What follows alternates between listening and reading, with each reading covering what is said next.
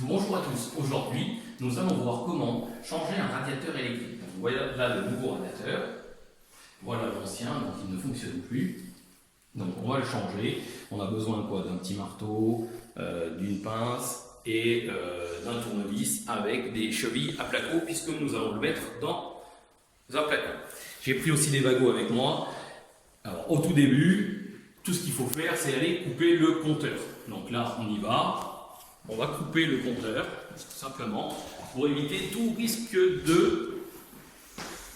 d'électrocution, bien sûr. Voilà, le compteur est coupé.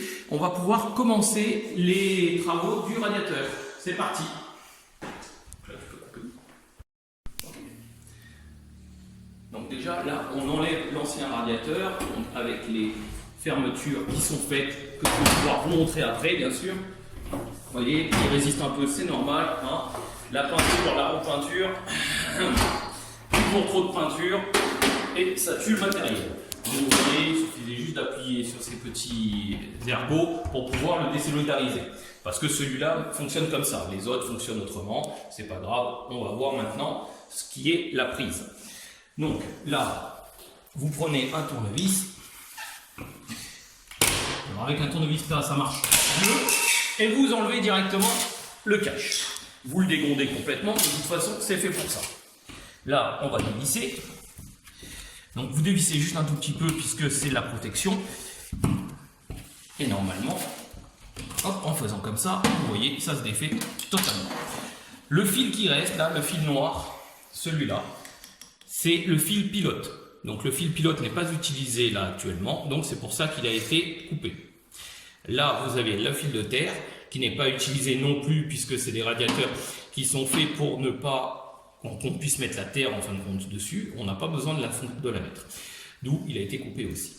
Là, donc, vous avez le neutre et là, vous avez la phase du radiateur. Donc le neutre, toujours en bleu.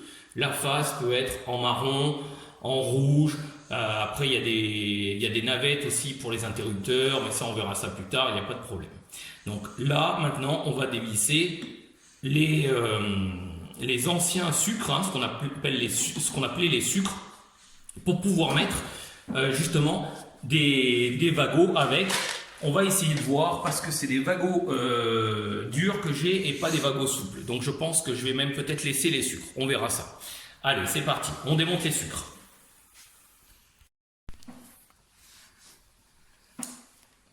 Donc là, on va défaire complètement ça, comme je vous disais, c'est facile, hein, vous dévissez, comme il n'y a plus de courant, il n'y a pas de souci, ça va vite. Donc vous voyez, comme c'est du souple, on va reprendre, justement, comme c'est du souple, on va reprendre les sucres qui sont là, puisque je n'ai pas acheté de wagots, je ne peux pas mettre des fils souples là-dedans, c'est interdit. Voilà. Donc là, ben, on va virer ça.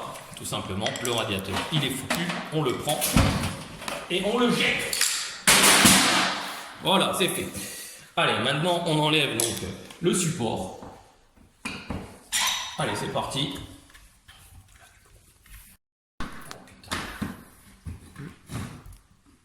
Donc, là, ben, vous prenez un niveau, vous récupérez donc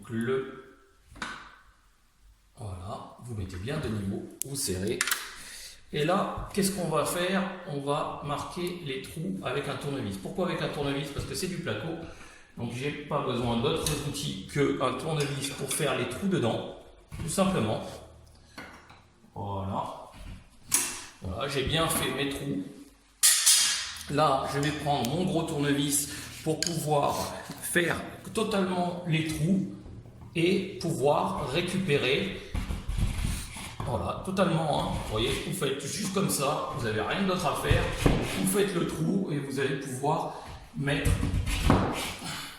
vos vis tout simplement dedans.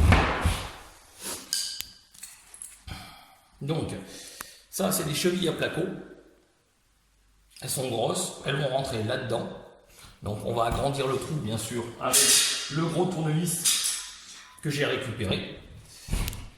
Voilà. Il suffit juste de l'agrandir un peu. Oh, faut pas s'embêter, c'est du placo, c'est fait pour ça. Vous pouvez prendre bien sûr, ou sinon une perceuse, mais bon, pour moi, il n'y a aucune utilité de prendre une perceuse pour mettre ce genre de cheville. Voilà, je vous montre la première. Donc la première, vous l'insérez. Une fois que vous avez fait le trou assez grand, vous prenez un marteau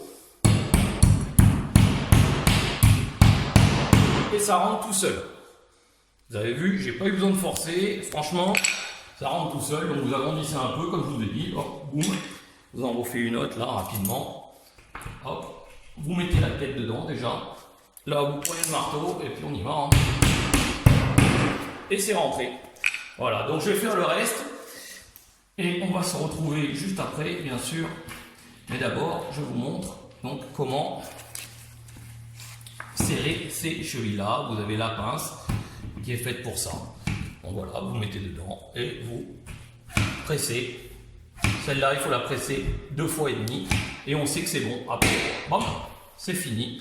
Et là, j'ai juste à desserrer et pouvoir après serrer tranquillement mon radiateur et il tiendra bien sûr dans le plateau. Mais il faut qu'on roule le radiateur.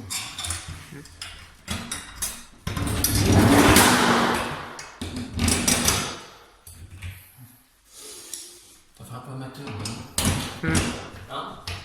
Oui. Donc une fois qu'il est mis, qu'il est bien serré, donc le bon emplacement pour qu'il soit bien droit, vous confirmez les vis et là après vous prenez votre radiateur. Bon, moi je vais faire le mettre. Voilà, vous prenez votre radiateur donc avec votre fil et vous allez brancher donc la phase. Vous voyez en plus c'est marqué donc fil pilote, on laisse de côté la phase qui est là et le neutre qui est là. Tout simplement, vous remettez le bleu avec le bleu, c'est-à-dire la phase avec la phase que vous serrez normalement. Voilà, vous vérifiez bien que ça soit tenu. Vous mettez donc le neutre émis, donc vous mettez maintenant la phase. La phase avec la phase, hein. Donc les deux marrons, là actuellement, qui font les deux phases. Voilà, tout est bien mis. On a donc tout ce câblage ici, qu'on remet donc comme ça, comme il était. Hein. Avec le cache-prise. Donc on remet directement, on fait tourner un petit peu.